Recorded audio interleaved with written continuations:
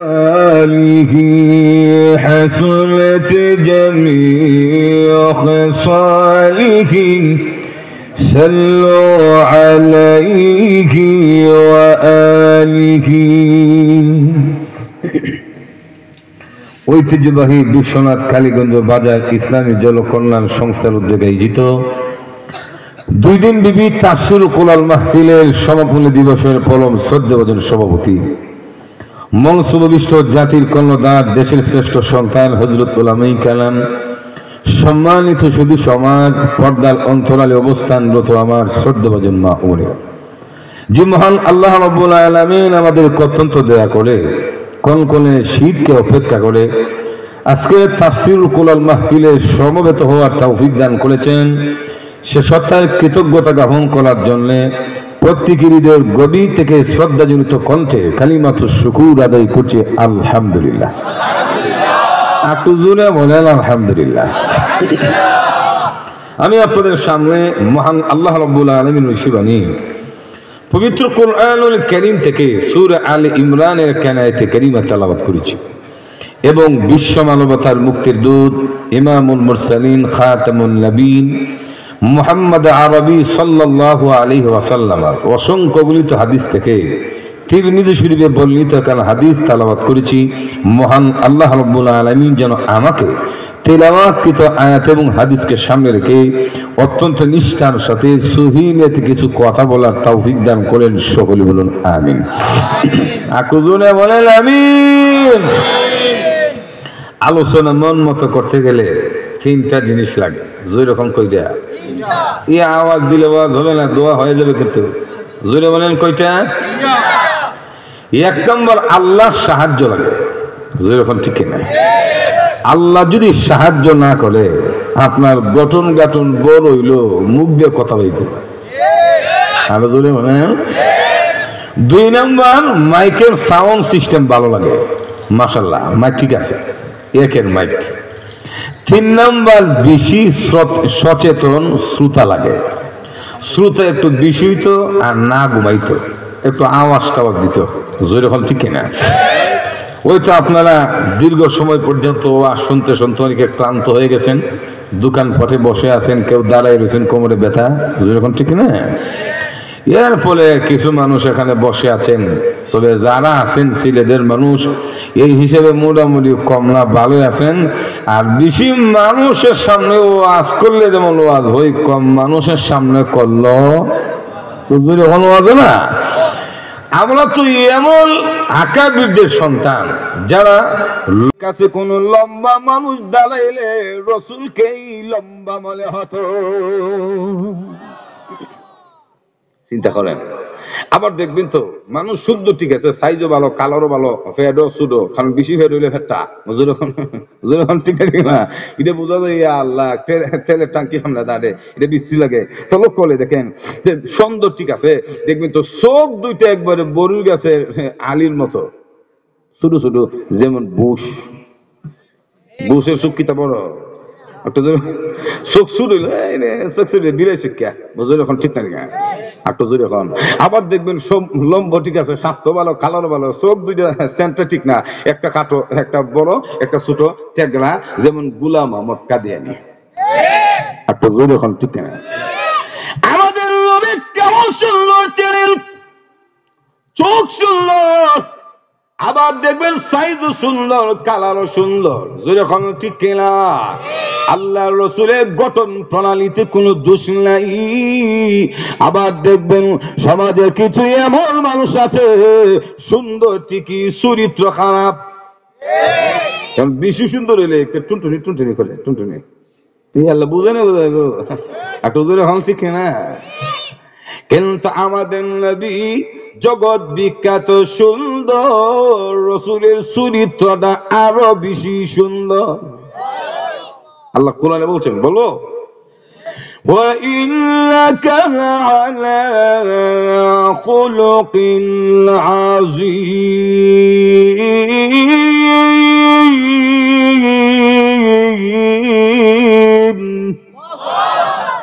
আল্লাহ রাব্বুল আলামিন বলেন ওয়া ইন্নাকা লাআলা খুলুকিন আযীম, রাসূল নিশ্চয় আপনি মহান চরিত্রের অধিকারী। রাসূলের চরিত্র এমন চরিত্র, এর চেয়ে বড় ভালো চরিত্র হতে পারে না। আম্মা জান আয়েশা সিদ্দিকা রাদিয়াল্লাহু তাআলা আনহাকে সাহাবায়ে কেরাম জিজ্ঞেস করে, মাগো ও মা, বলুন না দেখি নবীর চরিত্রটা কেমন?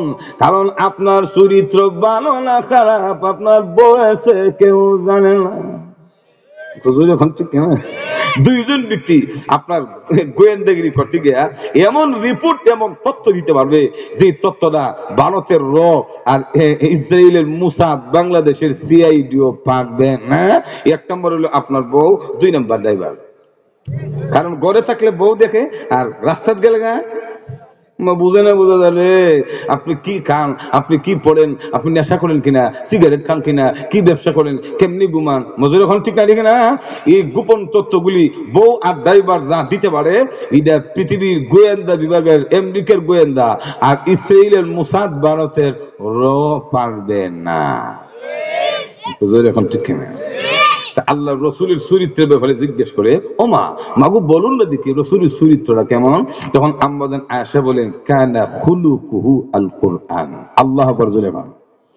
আম্মা জান বলেন, ও পৃথিবীর মানুষেরা, রসুলের চরিত্রটা, আমার স্বামীর চরিত্রটা হলো আল্লাহ 30 পারা কুরআন। অর্থাৎ কোরআনের মধ্যে যেমন কোনো ভুল নাই, কোনো ত্রুটি নাই, কোনো দোষ নাই, নবীর তামাম চরিত্রের মধ্যে বিন্দু পরিমাণ দোষ নাই। একটু জোরে বলুন সুবহানাল্লাহ। তাহলে আমাদের রাসূল চরিত্রের দিক দিয়ে এক নাম্বার, সুন্দর দিক দিয়ে এক নাম্বার, জগৎ বিখ্যাত সুন্দর। মজুর এখন ঠিক আছে না, শুধু তাই না, বুখারীর বর্ণনায় এসেছে আল্লাহ রাসূল একদিন আমাবস্যা 14 তারিখের পূর্ণিমার চাঁদনি রজনীতে দেখবেন তো আকাশে যখন 14 তারিখে চাঁদ উঠে একবার দবদবে সাদা, বীরের মতো সাদা বানায় না। মজুর এখন ঠিক না, চাঁদের জ্যোতিষ নেই, গোটা পৃথিবী জ্যোতিষিত।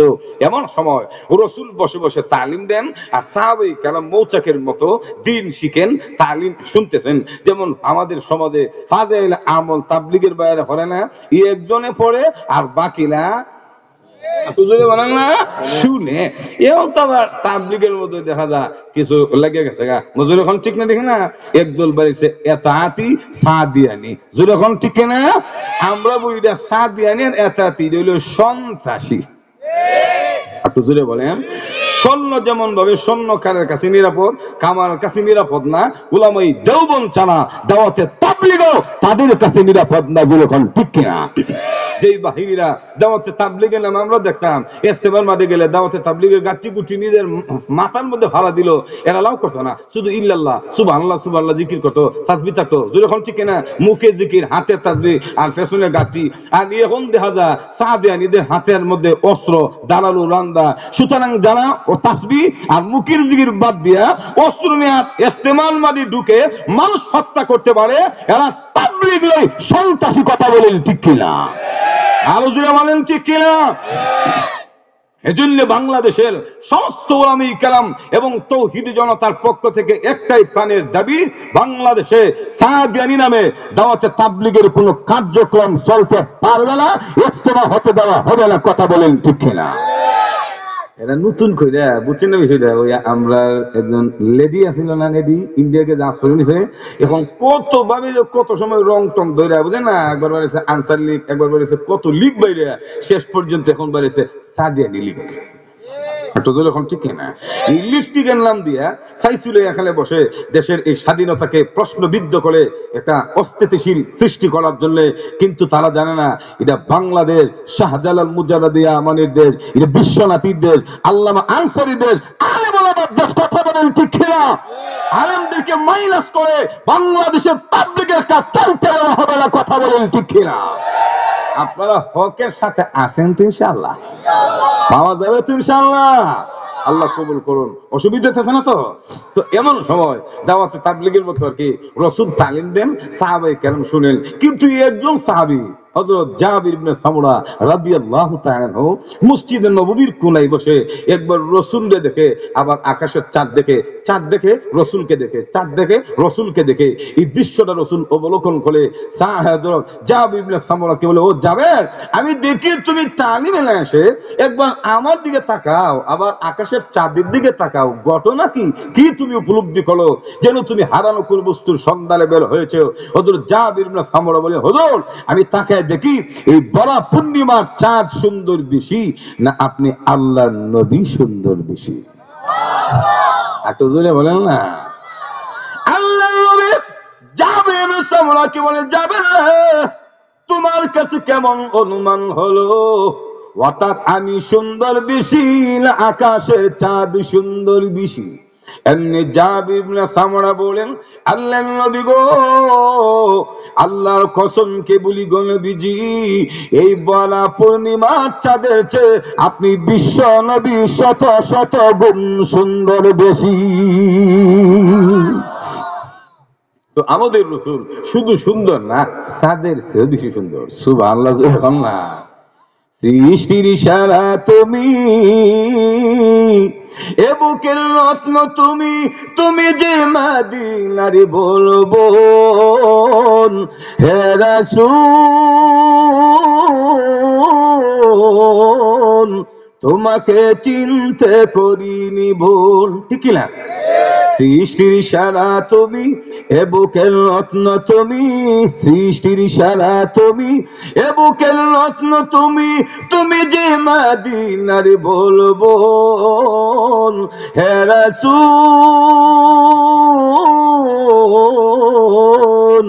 তোমাকে চিনতে করিনি ভুল হে রাসূল, তোমাকে চিনতে করিনি ভুল। ঠিক না? আলো জুড়ে বলেন না। দিনের লাগিয়া তুমি কত না কেঁদেছো, উহুদের জমিনে তুমি দান্দান শহীদ করেছো। ঠিক আছে? দিনের লাগিয়া তুমি কত না কেঁদেছো, উহুদের জমিনে তুমি দান্দান শহীদ করেছো। তুমি করেছো এ দৌড়াকে বেকুন হে রাসূল, তোমাকে চিনতে করিনি ভুল। সৃষ্টির সারা তুমি, এ বুকের রত্ন তুমি, সৃষ্টির সারা তুমি, এ বুকের রত্ন তুমি, তুমি যে মদিনার বলবো হে রাসূল,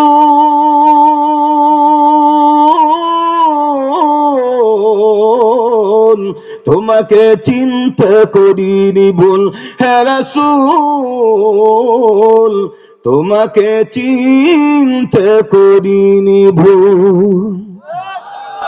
আমাদের রাসূল শুধু সুন্দর না, সবার চেয়ে বেশি সুন্দর, সবচেয়ে সেরা। যখন ঠিক কিনা? তো যদি শ্রেষ্ঠত্বের দিকে তাকায়া, সুন্দরের দিকে তাকায়া কাউকে উস্তাদ মনে করেন, কারো আদর্শ লালন করতে চান, রাসূলকেই করতে হবে। একটু জোরে এখন ঠিক কিনা? 2 নাম্বার, আমাদের সমাজের মানুষ ভক্ত হয় ধর্মক্ষেত্রে, তারই বেশি বুজুর্গ মনে করে তার পেছনে সময় দিতে চায়, যার মধ্যে কিছু কেলামতি অলৌকিক ঘটনা প্রকাশ পায়। একটু জোরে এখন ঠিক কিনা? একবার ওখানে হাতি তালি দিয়ে যদি আগুন ধরাইতে পারে, বিমান ছাড়া যদি আকাশে উড়াল দিতে পারে, সুবহানাল্লাহ, বাবার ভিতরে মাল আছে। একটু জোরে ঠিক কিনা? জোরে মানে না। মূলত এগুলি কাউকে অনুসরণ করার জন্য, কাউকে হক মনে করার জন্য এটা দলিল না। কারণ অনেক সময় দেখা যায় ইসলাম নামেও কুফরি কালামের মাধ্যমে, তান্ত্রিক মন্ত্র দ্বারা অনেক সময় মানুষ এমন অলৌকিক ঘটনা ঘটাইতে পারে। যেরকম ঠিক না? আজ থেকে 5 দিন আগে দেখলাম, ওই যে উত্তরবঙ্গের এক বেড়া বউরে খুশি করতে গিয়া তান্ত্রিক মন্ত্র দিয়া নদীর হারে গিয়ে বেড়া কুমির হয়ে গেছে। এখন মানুষ যদি কুমির হয়ে যায়, এটা একটা অলৌকিক ঘটনা না? এমন যদি মনে করেন লক্ষ্য করেন, তো দেখা যায় অনেক সময় কুফরির মাধ্যমে প্রকাশ পাইছে। যেমন আশরাফ আলী থানভী রহমাতুল্লাহ আলাইহি হাকিমুল উম্মত, আমাদের আকাবিরিনদের মধ্যে অন্যতম একজন, বুঝেন, আধ্যাত্মিক ডাক্তার। উনার কাছে এক সন্ন্যাসী হিন্দু মশাই গিয়ে বলে, হুজুর আমারে মুসলমান বানায় দেন, কালেমা পড়ে মুসলমান বানান। হুজুর বলে, তুমি মুসলমান হয়ে কি করবা? তুমি না সাধক, সন্ন্যাসী মানুষ, আমার ইসলাম দিয়ে কি করবা? তখন ওই লোকটা বলে, হুজুর ইসলাম ছাড়া সাধনা করে দেখছি, আল্লাহর কাছে কোনো মূল্য নাই। হুজুর এখন ঠিক কিনা? হুজুরকে কি সাধনাটা করছো? হুজুর শুনতে বলে, হ্যাঁ আমি সাধনা করতে করতে নিরামিষ খাইয়া কুফরি কালাম তান্ত্রিক মন্ত্র দিয়ে এমন পর্যন্ত পৌঁছে গেছে, এখন আমি সুরমা নদী কুশিয়ারা নদী পার হতে পারি, নৌকা লাগে না। হুজুর এখন ঠিক কিনা? শুধু তাই না, আকাশে উড়াল দিতে পারি, বিমান লাগে না। আগুন দিয়ে হাঁটতে পারি, আগুন আমারে পুড়ে না। হুজুর কোথাইলে তো সব সই, ইসলাম দিয়ে কি করবা? মরলে জাহান্নামে গেলে তো অসুবিধা না, আগুন এই যে তো পুড়ে না। হুজুর শুধু তাই নয়, আমি যখন উঠতে উঠতে আকাশের কাছাকাছি চলে যায়, এমনি আমি কাঙ্গিয়া শুনি কে যেন আল্লাহর কালাম থেকে কোরআনের একটি আয়াত আমাকে তালাওয়াত করে শোনায়া দেয়। আয়াতটা শুনতে দেরি হয় গো, আমার ক্ষমতা শেষ হতে দেরি হয় না। আয়াত শুনতে দেরি হয়, মাটির মধ্যে টপকে পড়তে দেরি হয় না। তার মানে হলো, বাতিল যতই শক্তিশালী হোক না কেন, হকের সামনে দাঁড়ানোর ক্ষমতা রাখে না। বলেন ঠিক কিনা? আমরা দেখেন না, এই জন্য আমিও বলি, ইন্ডিয়া আমরা মাঝে মধ্যে হুমকি মানে চট্টগ্রাম নিয়ে যাবে, সিলেট দখল করবে। মজুর এখন ঠিক না? ঠিক না? এরা চট্টগ্রাম নিয়ে যাবে, বাংলাদেশ দখল করবো, আমরা বই শুধু ললিপুপ চুপবো।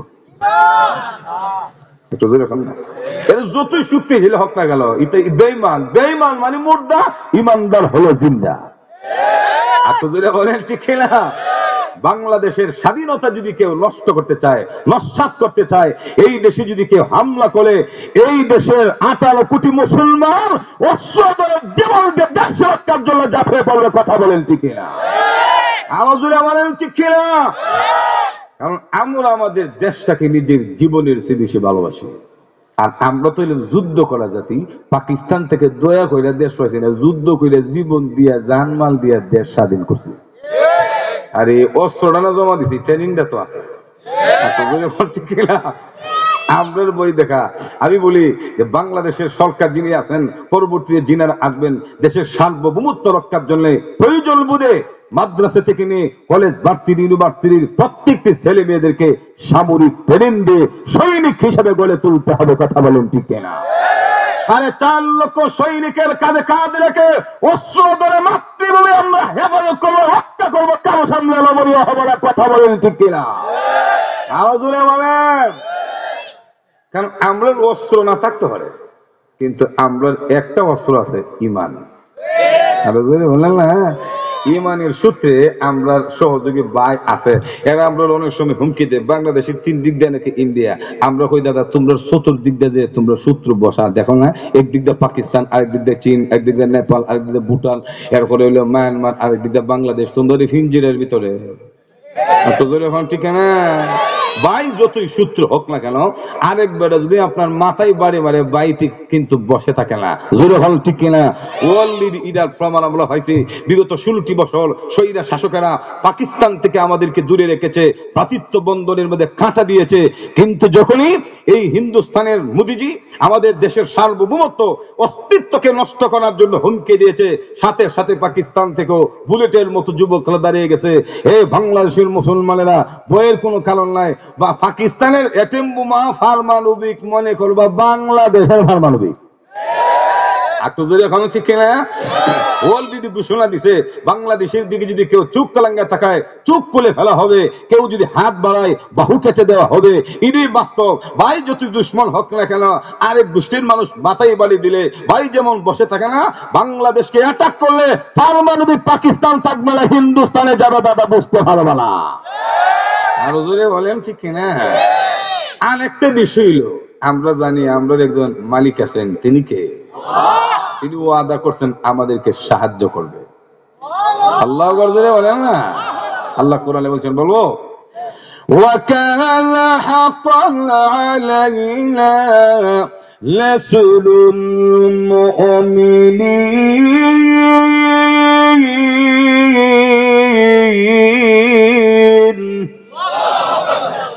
মুমিনকে সাহায্য করা, ইমানদারদেরকে সাহায্য করা, এটা আল্লাহর দায়িত্ব। জোরে বলেন ঠিক কিনা?